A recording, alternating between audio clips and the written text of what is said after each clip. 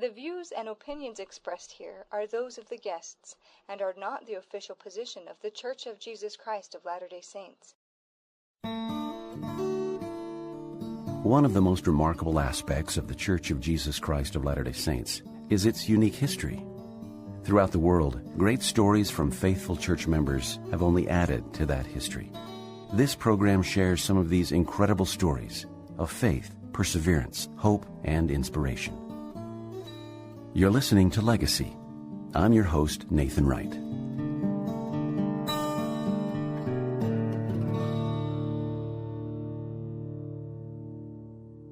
Eliza R. Snow and Emmeline B. Wells were preservers of the 1842 through 1844 Nauvoo Relief Society minutes.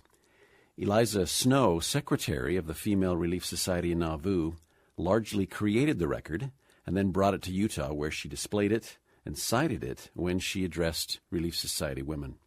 Both Snow and Wells emphasized Joseph Smith's teachings concerning women's spiritual capacity and responsibility and the importance of the women's organization to the completeness of the church organization.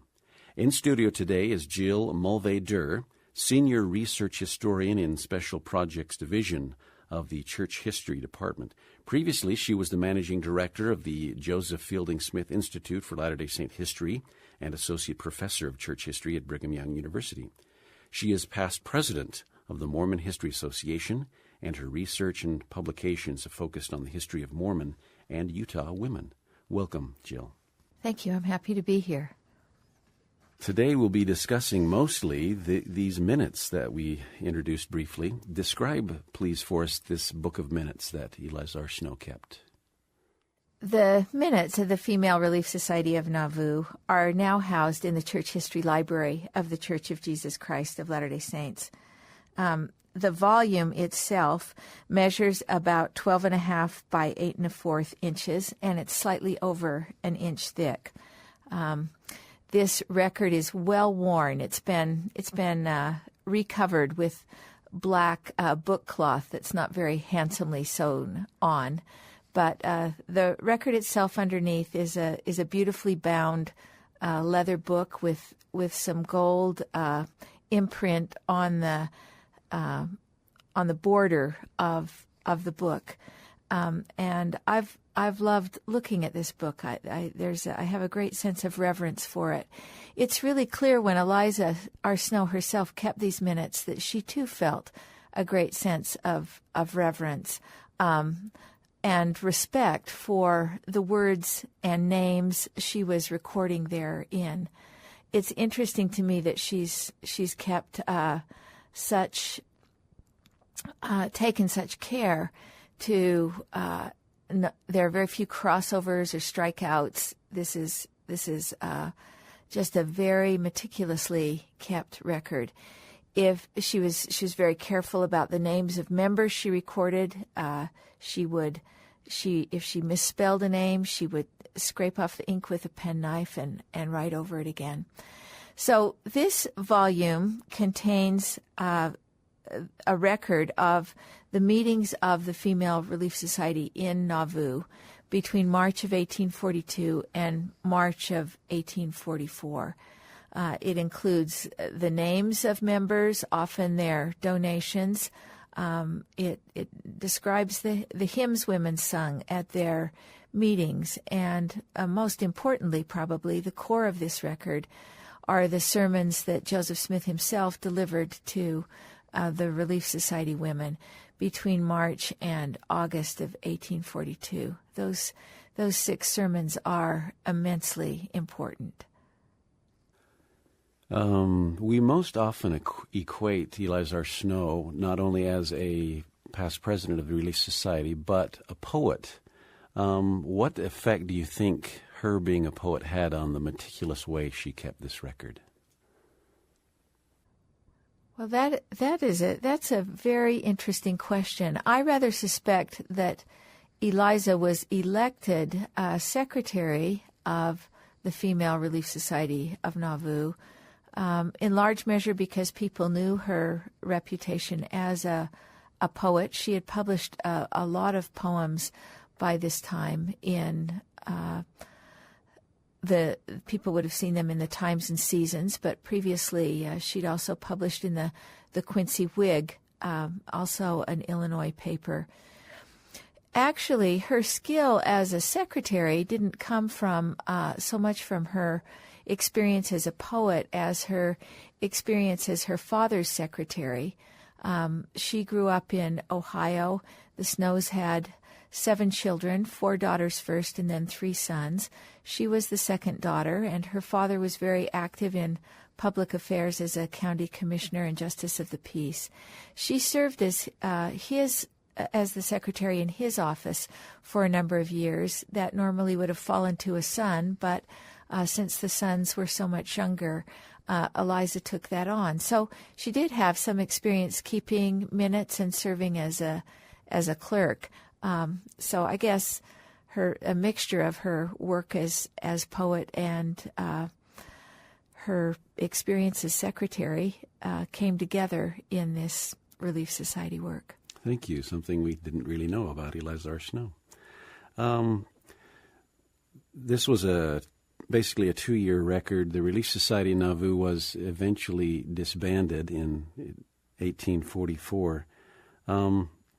Was it understood that it would be reestablished, or was the existence of Relief Society in question at that point? The Relief Society was set up originally, of course, to be the Relief Society was set up originally as a means whereby women could collectively assist the poor. But there were other purposes for the Relief Society as well, and we can talk about some of these later. Certainly one of them was to prepare women for the temple, the endowment that they would receive in the temple when it was completed at Nauvoo.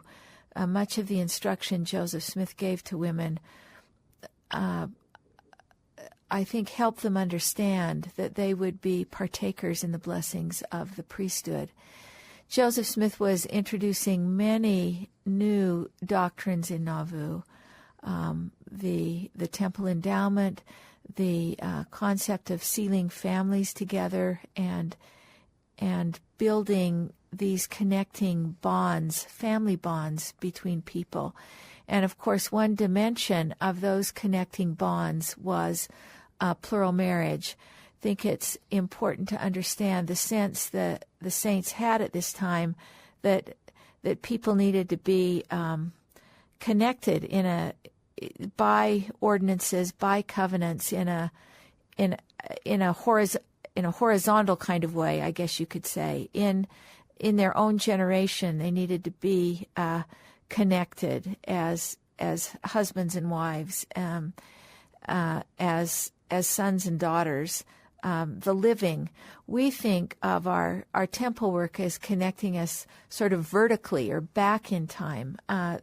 They spread those bonds horizontally, in a sense. And I think that's one way that we can understand plural marriage. Plural marriage, of course, was not publicly taught in Nauvoo for the very reason that it would stir a lot of controversy, both within the church and from outside the church. So what you have essentially is Joseph Smith introducing plural marriage privately to his associates some of his associates in the Quorum of the 12 and other trusted men, and you also have him introducing it confidentially to women.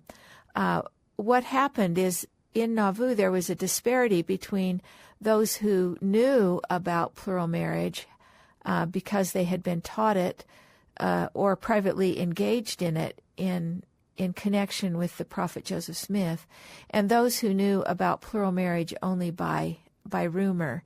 And the fact is that the disbanding of the Relief Society is directly related to the controversy over plural marriage.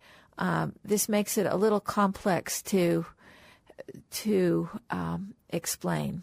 So, as I said, the disbanding of the Relief Society is related directly to the controversy over plural marriage, and that controversy was spawned and exacerbated by the fact that Joseph had taught plural marriage confidentially to a circle of his close associates, and other members of the church and those outside the church in Nauvoo knew about plural marriage only by rumor. And I think the tension in terms of the information that was actually out there about plural marriage caused a lot of controversy. So what we have happening in March of 1844, there are 4 meetings of the Relief Society called to discuss a document that was written by W.W. Phelps at the invitation of Joseph Smith. This is entitled The Voice of Innocence. And this document was read earlier to the general congregation of Latter-day Saints. The document itself was written in response to accusations of individuals who came to Nauvoo and essentially cast aspersions on the character of Latter-day Saint women in Nauvoo. Talked about their loose morals, accused them of prostitution and a lack of virtue. And this document, Voice of Innocence, was written to proclaim the innocence of Latter-day Saint women who were being denigrated by those who came to the city. So it was a defensive measure. The difficulty was that this document essentially says we don't advocate prostitution or spiritual wifery or polygamy or any other form of marriage. So on the outside, it looked like a denunciation of the plural marriages in which a small circle of saints were engaged. To those on the inside, what they're saying is we don't believe in these practices except as authorized by God and priesthood authorities. So the discussion of this document in the Relief Society, where part of the women were among those who knew about and practiced plural marriage and part of the women were not, caused a lot of turmoil. And that the turmoil caused in those 4 Relief Society meetings, as women discussed whether or not plural marriage was taking place in Nauvoo and under what auspices, exacerbated the tensions that were already erupting in Nauvoo regarding plural marriage. And so Relief Society meetings were stopped. And when you ask, was there an intention to resume them, I don't know that at that time there was any intention to resume them, because the tensions current at that time were so intense that the climate just did not permit for that kind of gathering, at least in the minds of church leaders. So in 1845, Brigham Young explicitly reiterated that he did not want the women meeting again. So I think what we could say is that the disbanding of the Female Relief Society of Nauvoo was directly related to the feeling and emotion around the practice of plural marriage and the different opinions and information people had in terms of whether or not they had been personally taught that doctrine by Joseph Smith or they were only learning about it by rumor. It was a very difficult situation, and it's also complicated further by the fact that people didn't talk about it until nearly 40 years after the fact. So whatever happened there must have been immensely difficult. The minutes themselves tell us very little about what went on at those meetings. We do see Emma Smith in the minutes of the final meeting telling women that they should follow the direction of church leaders from the stand. In other words, what they're publicly teaching rather than what they're privately teaching. So that gives us a sense of the tension that existed. Very interesting. Thank you. More than you wanted to know, I'm sure. But we know through the teachings of the prophet Joseph that Relief Society was inspired. We know that it was part of the restoration. Can you give us a little background of perhaps Relief Society, so to say, in the ancient church? It's interesting to look at Joseph's sermons to the Relief Society and see how he was trying to assist women in understanding the spiritual and eternal nature of the organization. The women who first promoted the idea of putting together a women's organization or a women's society patterned their organization after the organizations that were so popular in the United States at that time. There were lots of benevolent societies and sewing societies and missionary societies and praying societies. And this is certainly what they envisioned for themselves when they got together and had Eliza R. Snow write a constitution and bylaws, which she then presented to Joseph Smith. His response was, tell the sisters that the Lord has something better for them. And so when Joseph Smith assembled the women on March 17th in 1842, he wanted to instruct them in what he had for them that was beyond the worldly kind of organization they had imagined. So, first of all, he set them up with a presidency that paralleled really the presidencies of priesthood quorums. It was a president and two counselors, and he told them that they should elect other officers as they saw fit. This term elect had special significance with respect to Emma Smith, to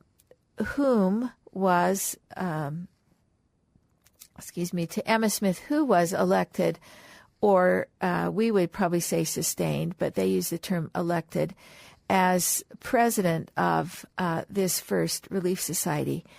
As she assumed that position, what Joseph taught the sisters is that she was fulfilling the revelation given in 1830, now known to us as Section 25, wherein she was called an elect lady.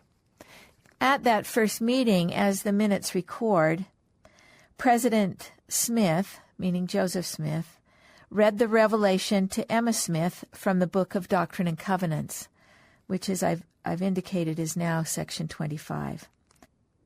So he read the revelation to Emma Smith from the Book of Doctrine and Covenants and stated that she was ordained at the time the revelation was given to expound the Scriptures to all and to teach the female part of the community, and that not she alone but others may attain to the same blessings. The second epistle of John, first verse, was then read to show that respect was there had to the same thing, and that why she was called an elect lady is because elected to preside. So it was Joseph Smith himself who indicated that in the second epistle of John, the first verse, which is addressed to the elect lady, he's tying Emma's calling to expound the Scriptures and teach the female part of the community to that elect lady in the New Testament, and implying that where he said respect was there had to the same thing, that a similar organization existed in the primitive church.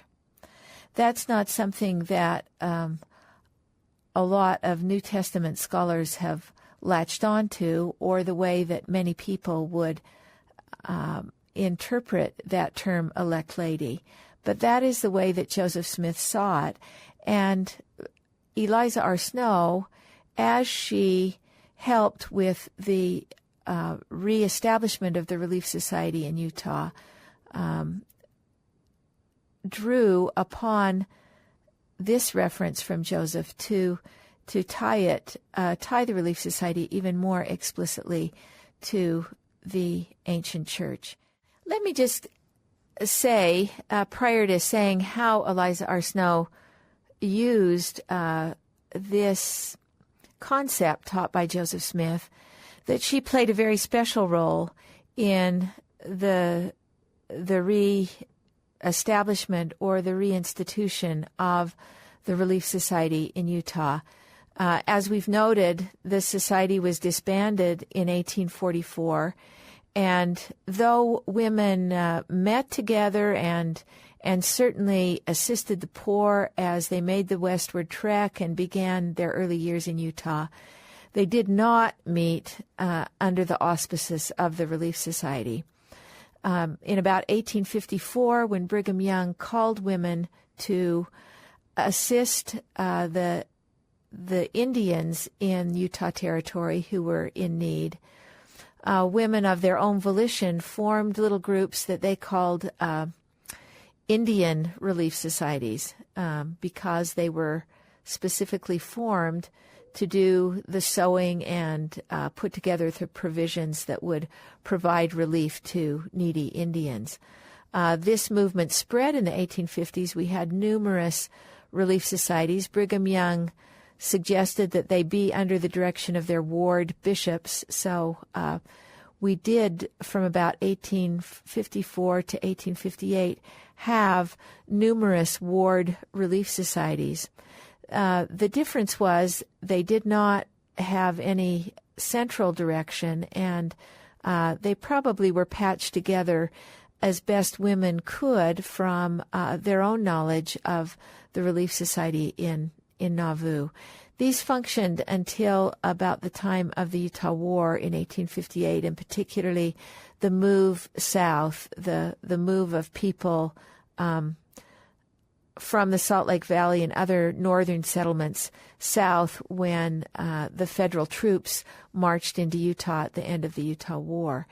Now, that move was very disruptive, and one of the casualties was certainly the relief societies.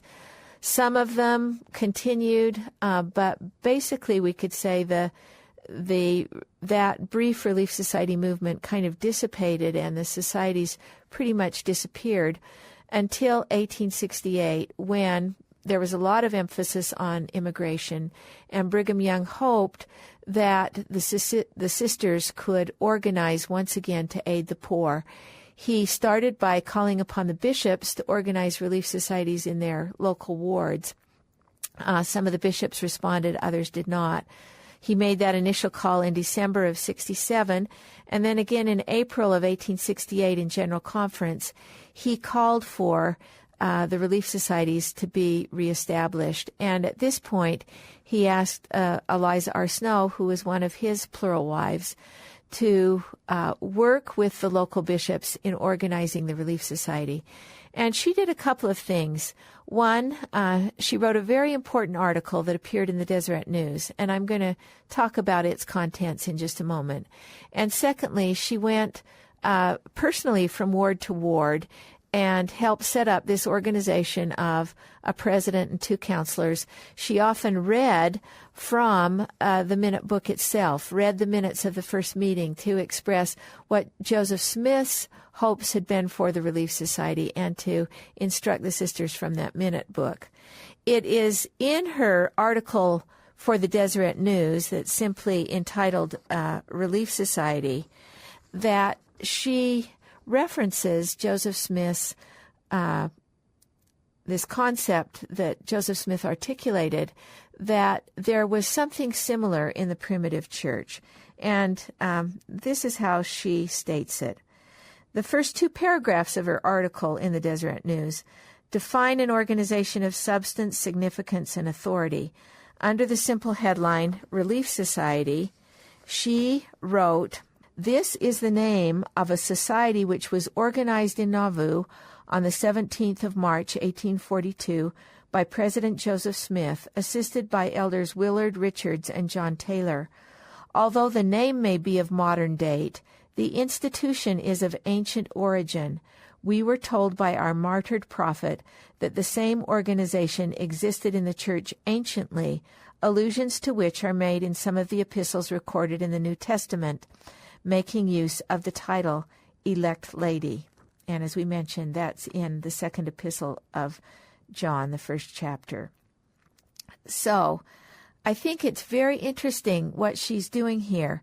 By tying a women's organization, or what she actually terms in this article a quorum, to the ancient church, she essentially took it out of time, or made it timeless, and provided continuity.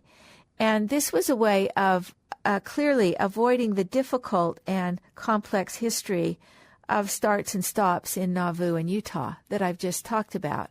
She sort of made this seamless by essentially saying to the sisters a little addendum to the sixth article of faith. You know, we believe in the same organization that existed in the primitive church, and it also included something for women.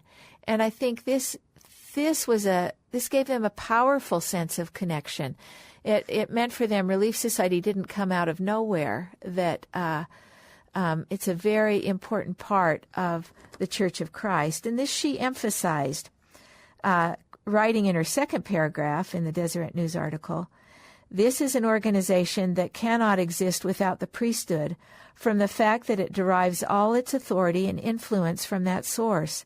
When the priesthood was taken from the earth, this institution, as well as every other appendage to the true order of the Church of Jesus Christ on the earth, became extinct and had never been restored until the time above."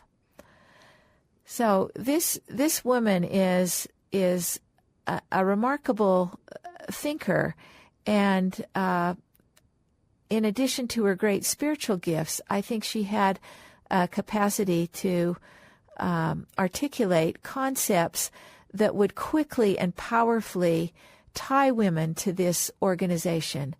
I think it is inconceivable for church members today, male or female, to conceive of the church without an organization for women. We take it so much for granted. But if we take ourselves back to 1868, we have to think of the church where women sung in the choir and perhaps taught Sunday school. They certainly would have aided their neighbors in a neighborly way and participated in temple ordinances. But that was the extent of their contribution, besides attending sacrament meeting. So Eliza R. Snow and those who worked with her, and she had many sisters who worked carefully with her on this, are really stepping forward to make a major, major change at this moment in time, and setting a clear doctrinal and historical foundation for this is extremely important. So based on this connection she was making with the ancient church, she seemed very adamant that the Relief Society be connected with the priesthood. Now, it seems when a person or organization is out to prove themselves, so to speak, to accomplish something, it seems like they want to do it on their own. They're like, I don't need help from anybody, see what I did. But why then did Eliza R. Snow feel this connection with the priesthood would help legitimize the organization? This is a moment of time in American history when, as I mentioned, from the early part of the 19th century forward, we have lots of separate women's organizations. And in fact, about this time, following the Civil War, we really have a whole new thrust of women's organizations, women's clubs. The missionary societies, the sewing societies, praying societies, the women's clubs are all very much run by women, financed by women, and a way for women to participate in the public sphere. I think it was clear to Eliza Snow, and she was very close to Brigham Young, lived in his household, and was a trusted advisor to him, especially on women's issues. I think it was very clear that there was not going to be an organization in the church that was autonomous. So Eliza R. Snow, as she goes on to describe the Relief Society, talks about it being self-governing under the direction of the priesthood. Now, that may seem inconsistent in to many people, but for her there wasn't an inconsistency in that, and I don't think for women generally there was inconsistency, because they had their presidencies who were entitled to revelation for the work that would go forward in a particular ward. They had the precedent set by the Female Relief Society of Nauvoo, but they clearly were not going to move outside of the approval and counsel of bishops and later of stake presidents. This is the period of the 1860s, late 1860s, early 1870s, when relief societies are founded on a ward level. Starting in 1877, we get stake relief society organization, and the general presidency comes later in 1880. So very much starts on the ward level, and these sisters are under the direction of their bishops, as everybody in a ward is under that authority. Now, that's not to say that there weren't conflicts over jurisdiction and authority, because those certainly did come into play. But I think as Eliza and her sisters spoke with Brigham Young and other church leaders about this organization moving forward in a new generation, and I mean, let's be clear, this is a new generation. This is 24 years after the Female Relief Society of Nauvoo.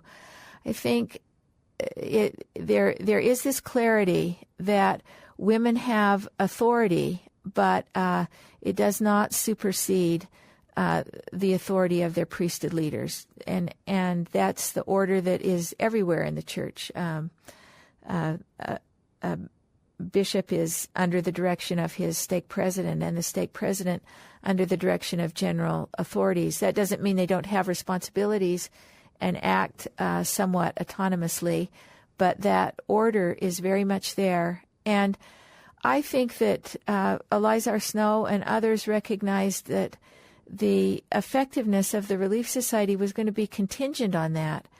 I want to say two things in that regard. One, we have a comment from Mary Isabella Horn in about 1871, 1872, who was working with a local relief society.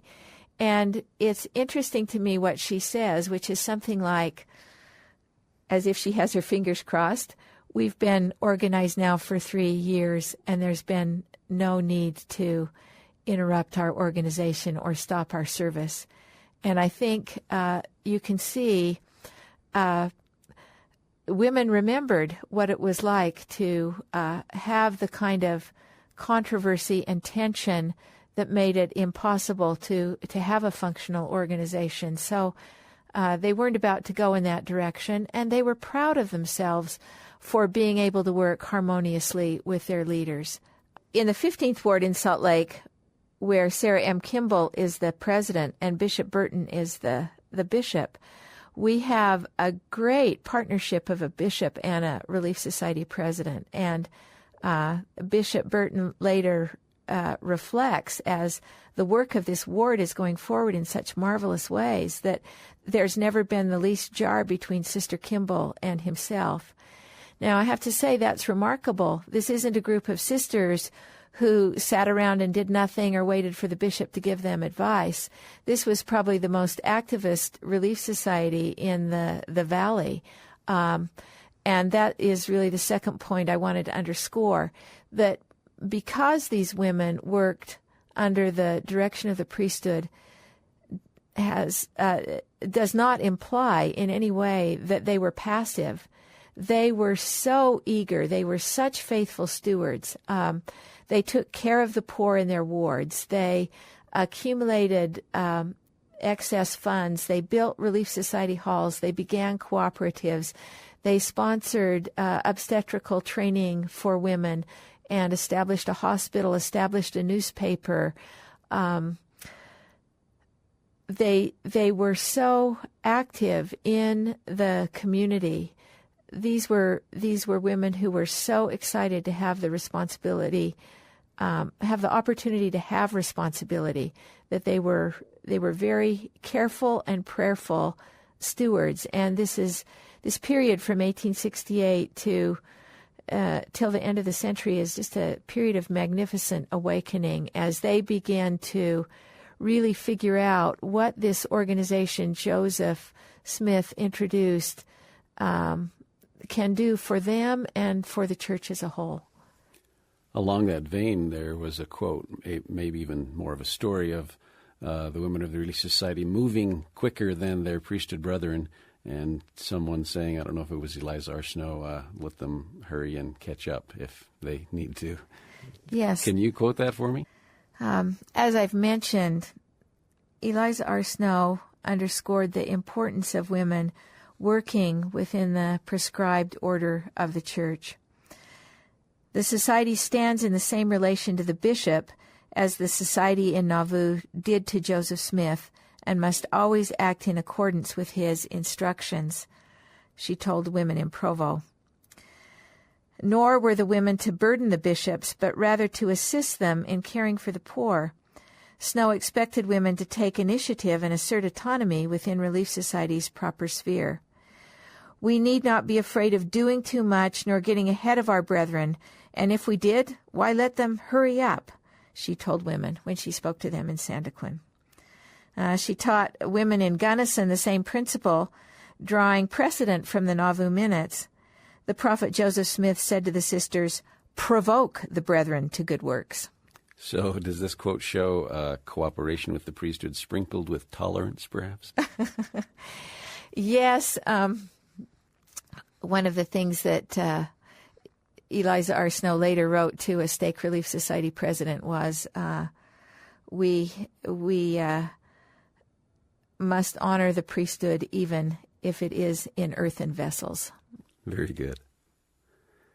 Eliza R. Snow also taught one of the purposes of the Relief Society is not just to relieve the suffering of the poor, and perhaps that may even be a very small part of it, but to save souls. And I wonder if that is the souls within the Relief Society and the people they're serving. What do you have? What's your take on that particular quote? Or concept, actually. Yes. Joseph Smith told the sisters in June of 1842 that the purpose of the Relief Society was not only to relieve the poor, but to save souls. I think he was very clear with women that they had a responsibility to save themselves, that their first spiritual responsibility was really to take care of their own personal salvation. He was very clear that once he had given them instructions, he told them this in April of 1842, that they would be responsible for saving themselves. This was an important concept for Eliza R. Snow, and she repeated this on numerous occasions, indicating that many women had thought that their husbands would save them or that the brethren would save them. And she made it very clear that this was not so. We have responsibility for saving ourselves, she told them, and this is what Joseph Smith taught the sisters. Beyond that, of course, she saw the work of the Relief Society as the work of salvation, that individual sisters worked toward their own salvation, but they also had a responsibility for working toward the salvation of others. This has to do with helping people temporally, of course, and spiritually. Eliza had a lot to say about the work of visiting teachers and reaching out to people in need and warming them. She taught constantly about the importance of understanding the doctrines of salvation and performing the ordinances of salvation. I think this the emphasis on ordinances had particular importance for her because she presided over women's ordinance work in the endowment house and worked there herself 3 or 4 times a week, and believed with all her heart in the importance and efficacy of that ordinance work. So yes, she taught women that they must be about the work of salvation, and that was something she had learned from Joseph Smith personally and felt he had also delivered that instruction to the Relief Society. So, was it the passing of Eliza R. Snow that put the book into Emmeline B. Wells' hands? Or why did Emmeline start using the minutes? Emmeline and Eliza were close associates in the work of the Relief Society. Emmeline was almost a generation younger than Eliza, but as Eliza traveled, and I should underscore here that she traveled the whole territory, often took the minutes with her instructed sisters at length between 1868 and her death in 1887. And as she traveled, she often took other Relief Society associates with her. Emmeline is one of those who traveled with her frequently. Emmeline Wells became the editor of the Woman's Exponent in 1877, the woman's paper that I mentioned.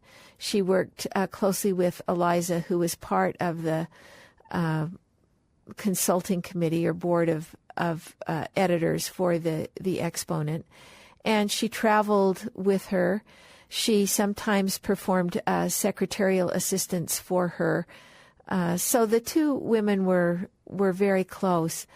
I am not sure that the minutes moved directly from Eliza's hands into Emmeline's hands.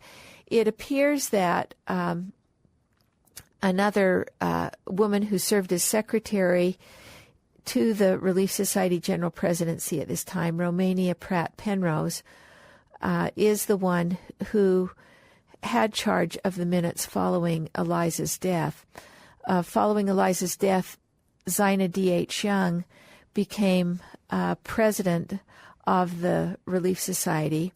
Zina and Eliza had traveled together constantly. They were very close, both of them plural wives of Brigham Young, both of them associated in the Lion House and certainly in their Relief Society work.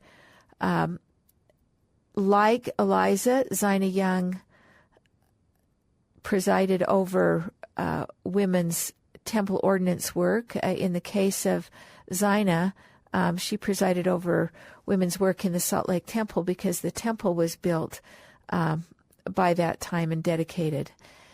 She used the minutes, we know, as a course of study for the temple workers in the Salt Lake Temple. So Zina seems to have had the minutes in her possession for a time. Emmeline worked very closely with Zina, maybe even more closely with Zina than with Eliza. And we assume that sometime after Eliza's death, although we can't be for certain, Emmeline made her own copy of the minutes. She copied that minute book word for word, and that handwritten copy is now in special collections at Brigham Young University, the L. Tom Perry Special Collections. So Emmeline had her own copy of the minutes, probably in the late 1880s, early 1890s, and drew upon them frequently, published excerpts from the minutes pretty regularly in the Woman's Exponent, the paper that came out semi-monthly. Emmeline is quoted as teaching that Relief Society will help women's emancipation from error, superstition, and darkness, etc., will bring educational and economic opportunities to women. Where did she come up with these particular concepts? Was it the minutes, or was it something more along women's rights? That is an interesting question. I think we see in that question that these minutes have been used differently over time, just as we might, in our own study of the Scriptures, for example, pull out different concepts at different times depending on what we need as we teach leaders or teach our families. The women did much the same thing.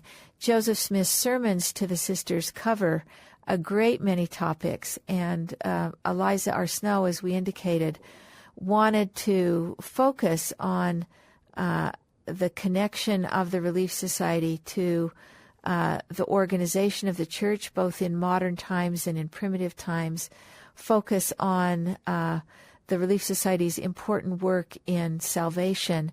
Emmeline Wells, as I mentioned earlier, was a generation younger than Eliza R. Snow, and she came of age in a very different generation, a different moment in time. By the time she is copying the minutes in the late 1880s or early 1890s, we have a Relief Society organization that, in fact, has been operating now for 20 years without stop. Not only that, the Relief Society sisters had been instrumental in establishing the Young Women's Organization beginning in 1870, and also the primary organization beginning in 1878. So in that first decade after the reestablishment of the Relief Society, we have all these new responsibilities for women emerging. Actually, the organization as we experience it today in the church was pretty well in place in terms of women by 1878. So Emmeline, as she's looking at these minutes, is not trying to legitimize women's work in the church in the same way that Eliza did, because that's already been legitimized.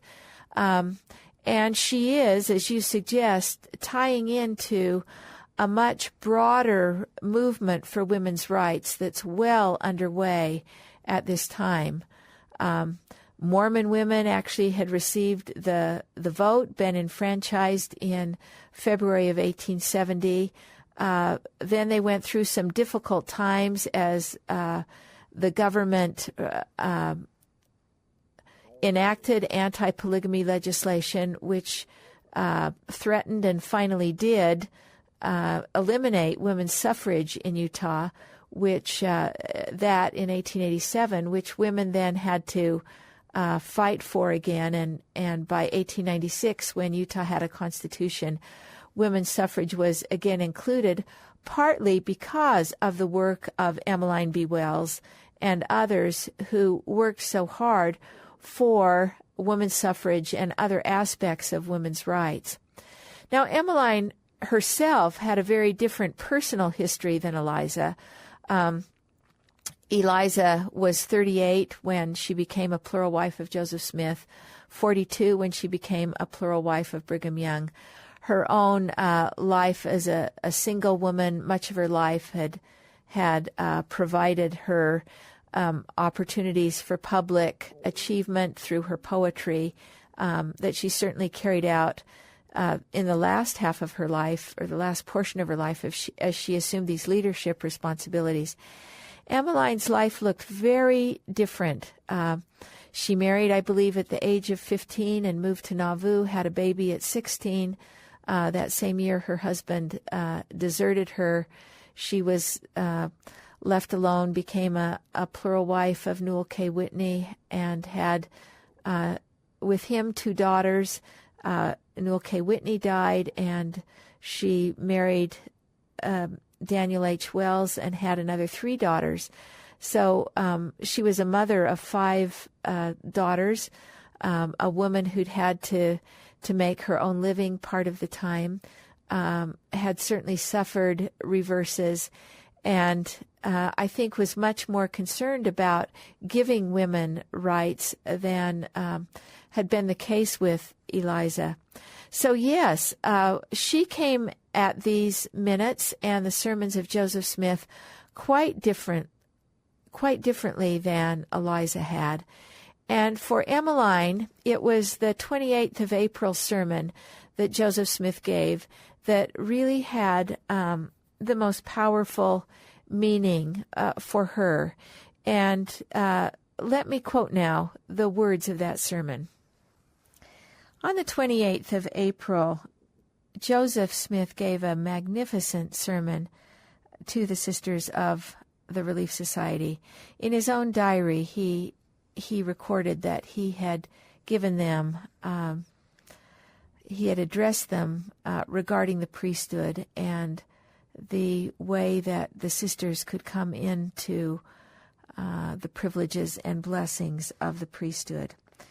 So this is probably the most remarkable of all of Joseph Smith's sermons, and it's not remarkable that Emmeline would have studied it with particular care.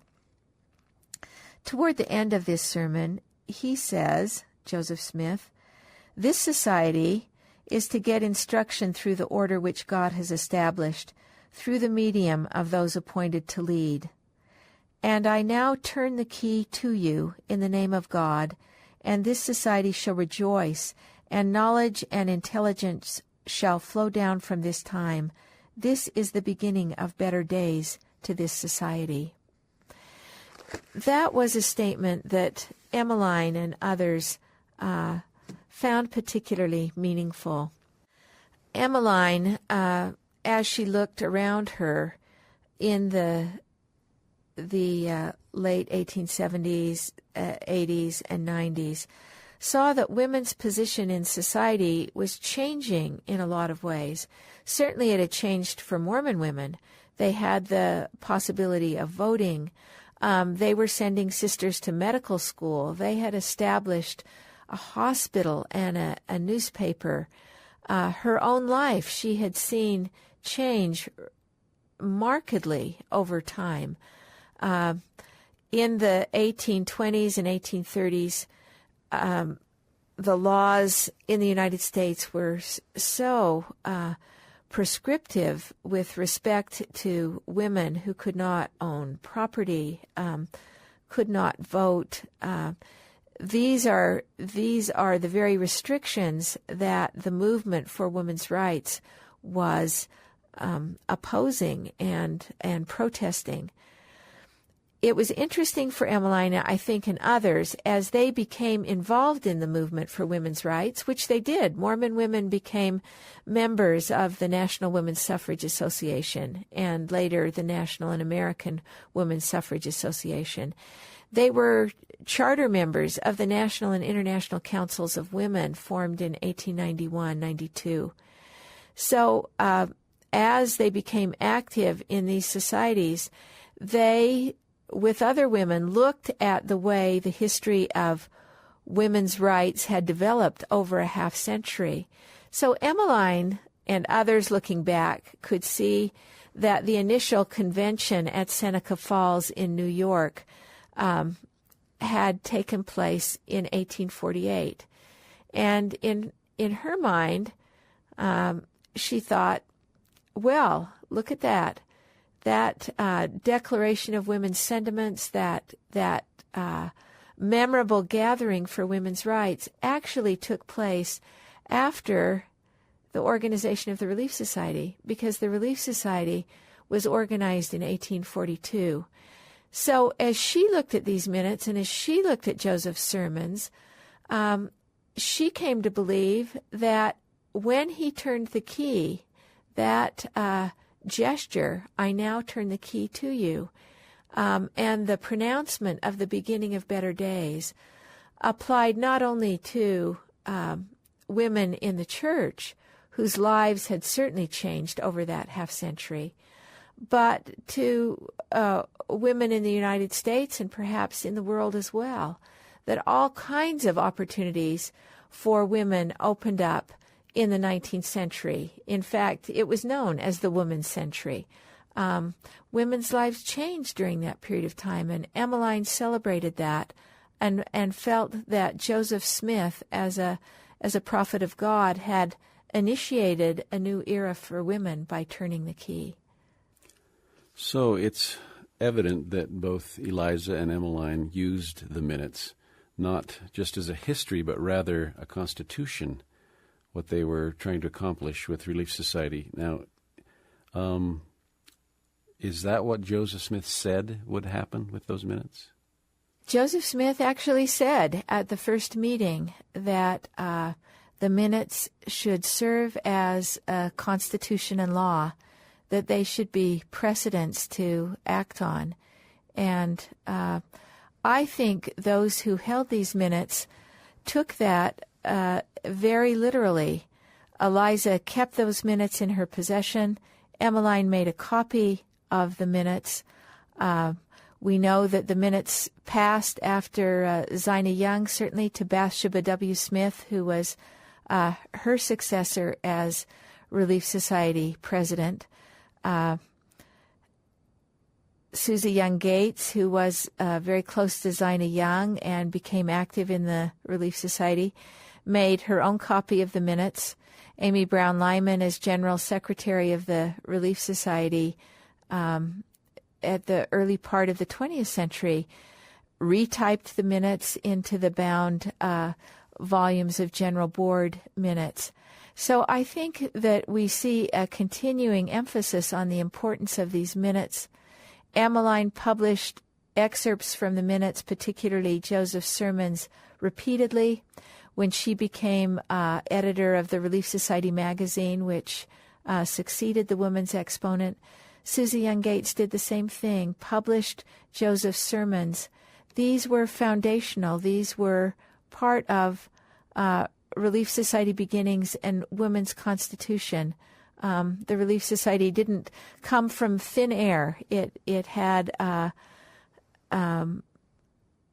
these instructions from a prophet and these valuable minutes that serve even today as its foundation and beginning. We still have a Relief Society president with counselors and other officers as required. We still go forward in the work of charity. We still have a great deal to do with helping women work toward their personal salvation and the salvation of their families, and promoting the work of the church through the world. So today, these precious records continue to have importance for women and for the church worldwide. I don't know that the word Scripture has ever been used in association with the Nauvoo Relief Society minutes, but Eliza and a whole line of Relief Society presidents have used them in such a way that it almost, appears to be that they've, like a publication, like a modern publication of the Ensign, Words of the Prophets, it seems like they've used them that way. They certainly did, and I think it's worth noting that these words of the prophet to the women had and continue to have a special place in women's hearts because they were directed to them by a prophet of God, and they felt a great responsibility to save and preserve them. And Eliza and Emmeline and other women have done that so that they could come down to us today. Are there plans, or have the minutes been published in any form, print or online or anything? as we've mentioned, these minutes, certainly the sermons of Joseph Smith, appeared in the Woman's Exponent and in the Relief Society magazine. They've also been quoted at length in two histories of the Relief Society, the 1966 history of Relief Society and the 1992 history, Women of Covenant, the story of Relief Society. Both of those quote generously from the minutes. The importance of these to women today and the clear importance of Joseph Smith's sermons to women worldwide in today's church has underscored for the Church History Department the importance of making these minutes available. And we're hoping to make that happen in the near future. That would be an exciting publication to finally be able to see those. I understand you have a publication of your own coming out about Eliza R. Snow's poetry. Is that true? Yes. For many years, I have been working with Karen Lynn Davidson on assembling and annotating the poetry of Eliza R. Snow. So we are working with BYU Press and hoping that volume will be out this fall. It includes over 500 poems by Eliza, both published and unpublished, and provides, they're presented chronologically, and we've tried to provide some historical context for each poem, and we're excited about that. One, just for my interest, is there some historical context of the O My Father poem with the prophet's key of knowledge statement in the First Relief Society meeting, or whichever meeting that was? Oh, that's an interesting question. O My Father does speak of the key of knowledge. The Relief Society statement speaks more generally of a key, turning a key. I don't know that there is a particular relationship between those two because Joseph spoke so often of keys. It's that is hard to say. The background actually for O My Father follows the martyrdom of Joseph Smith. Eliza R. Snow was sealed to him as a plural wife in June of 1842 and had great affection for him, great loyalty to him as the prophet. And we know that she had many conversations with him about his understanding of eternal truths. She both listened to his sermons and had private conversations with him. And Eliza was fascinated by the whole plan of salvation, and especially the possibility for men and women to become as the gods and have eternal increase. Many of her poems actually address that truth that Joseph taught. And she spoke to her Relief Society sisters about the possibility of becoming fit companions of the gods and the holy ones. This is something that was of great importance to her. She wrote O My Father in October of 1845. It was just after the death of her own father, shortly after the death of her own father. And she may well have been thinking about her own mortality following Joseph's death and the death of her father. But I think that the poem certainly captures those wonderful doctrines that Joseph was teaching in Nauvoo. I don't think she could have left a more magnificent tribute to Joseph than to capture that sweep from the premortal existence through mortality to life in the hereafter in the presence of heavenly parents, with the possibility for men and women becoming themselves parents to preside over their families eternally. Thank you very much. We have been visiting today with Jill Mulvey-Derr, Senior Research Historian in the Special Projects Division of the Church History Department, and discussing the Nauvoo Relief Society Minutes. And we want to thank you very, very much for being here with us today. My pleasure. You've been listening to Legacy. I'm Nathan Wright.